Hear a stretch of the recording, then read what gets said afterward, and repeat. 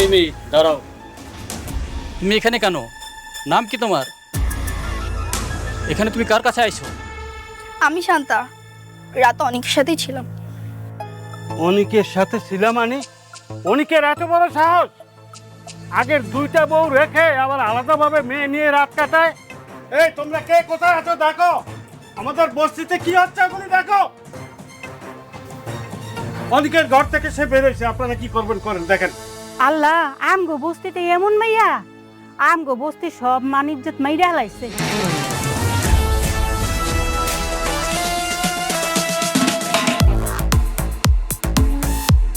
এ বর্ষা, তুই দাঁড়া থেকে তাড়াতাড়ি ফোন দে মেঘলারে। আচ্ছা, আমি এখনই মেঘলারে কল দিতেছি। হ্যালো মেঘলা, আমি বর্ষা। তোর স্বামী অনেক রাত কাটানোর জন্য বস্তিতে একটা মাইয়া নিয়ে আইছে। মেয়ে? কোন মেয়ে? আমি তো চিনি না, তুই তাড়াতাড়ি আয়। আচ্ছা ঠিক আছে, দাঁড়া আমি আইতেছি। হুম।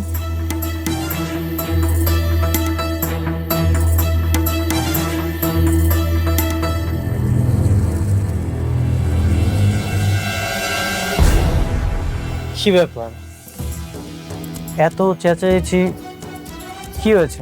এখন আর কিচ্ছু বোঝো না? না, একটা রায় আর একটা বিয়ে করছো, তারপর মেয়ে ভাড়া করে আনছো বাড়িতে। সি সি সি। ছি অনেক ভাই, আপনার চরিত্র এত খারাপ।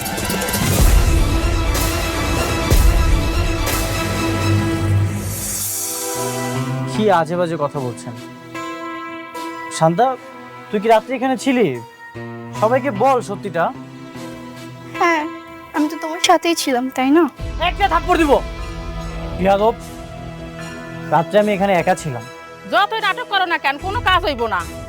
তোমার চরিত্র যে এত খারাপ এটা আমরা বুঝে গেছি, আর তুমি তো এমনিতে খারাপ লোক, আমরা সবাই জানি। আরে এত কিছুর কি দরকার? ওকে দুজনের মধ্যে বিয়ের সাথে পড়ায় দাও। আপনারা কি পাগল হয়ে গেছেন?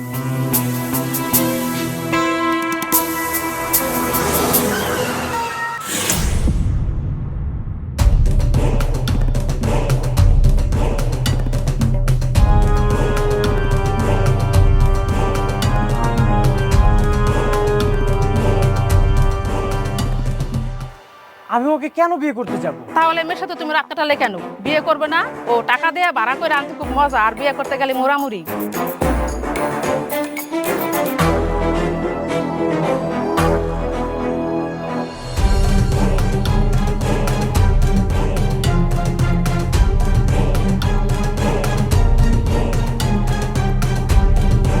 বন্ধুরা, গরিব ঘরের রাজপুত্র ৩৯ নম্বর পর্ব দেখার পর নিশ্চয়ই বুঝতে পেরেছেন গল্পের মোড় কতটা বড় পরিবর্তন হতে চলেছে। আগামী পর্বে একের পর এক বিস্ফোরণ ঘটনা ঘটতে পারে। সবার আগে দেখা যাবে অনিককে ফাঁসানোর জন্য রাতুলের সাজানো নতুন ষড়যন্ত্র। শান্তাকে দিয়ে অনিকের চরিত্রে কালিমা লাগানোর পরিকল্পনা অনেকটাই সফল হয়েছে। পুরো বস্তির মানুষ যখন অনিককে ভুল বুঝতে শুরু করেছে, ঠিক তখনই সেখানে পৌঁছে যাবে মেঘলা। কিন্তু প্রশ্ন হলো, মেঘলা কি সবার কথা বিশ্বাস করবে নাকি অনিককে নিজের কথা বলার একটা সুযোগ দেবে? এদিকে অনিক মরিয়া হয়ে প্রমাণ করার চেষ্টা করবে যে শান্তার সঙ্গে তার কোনো সম্পর্ক নেই। কিন্তু শান্তা যদি রাতুলের কথা মতো মিথ্যা বলতেই থাকে, তাহলে পরিস্থিতি আরো ভয়াবহ হয়ে উঠতে পারে। অনিকের সম্মান বাঁচবে নাকি সে আরো বড় অপমানের শিকার হবে, সেটা এখন দেখার বিষয়। অন্যদিকে বৃষ্টির নিজের ভেতর অপরাধবোধ আর লুকিয়ে রাখতে পারছে না। সে জেনে গেছে মেঘলার সন্তান আসলে মারা যায়নি, সেই শিশুকে অন্য একটি পরিবারের কাছে দিয়ে দেওয়া হয়েছে। আগামী পর্বে বৃষ্টি হয়তো সেই শিশুর সঙ্গে দেখা করতে যেতে পারে, আর যদি সেখানে গিয়ে কোনো বড় সত্য প্রকাশ পেয়ে যায়, তাহলে পুরো গল্পই নতুন দিকে মোড় নিতে পারে। এদিকে রাতুল এবং নীলার বিয়ের প্রস্তুতি চলছে জোরে সোরে, কিন্তু তাদের আসল উদ্দেশ্য ভালোবাসা নয়, বরং মেঘলা আর অনিকের জীবন ধ্বংস করা। তাই বিয়ের আগেই তারা আরো একটি বড় চাল খেলতে পারে। সেই চালে অনেক আবারও বিপদে পড়বে নাকি এবার পাল্টা জবাব দেবে, সেটাই সবচেয়ে বড় প্রশ্ন। অন্যদিকে শালিমা চৌধুরী হিসেবে নতুন জীবন শুরু করলেও মেঘলার মনে এখনো পুরনো ক্ষত রয়ে গেছে। অনিকের প্রতি তার রাগ কমেনি, কিন্তু যদি সে জানতে পারে যে তার সন্তান এখনো বেঁচে আছে, তাহলে পুরো জীবন বদলে যেতে পারে মেঘলার। সেই মুহূর্ত হতে পারে এই নাটকের সবচেয়ে বড় টার্নিং পয়েন্ট।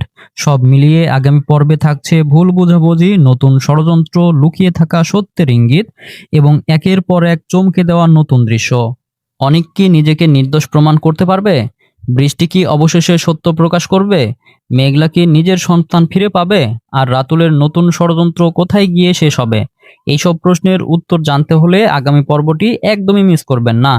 তো বন্ধুরা, ভিডিওটি ভালো লাগলে ভিডিওটিতে লাইক দিন। দেখা হচ্ছে নতুন কোনো আপডেট ভিডিওতে। ততক্ষণ সবাই ভালো থাকবেন, সুস্থ থাকবেন। আল্লাহ হাফেজ।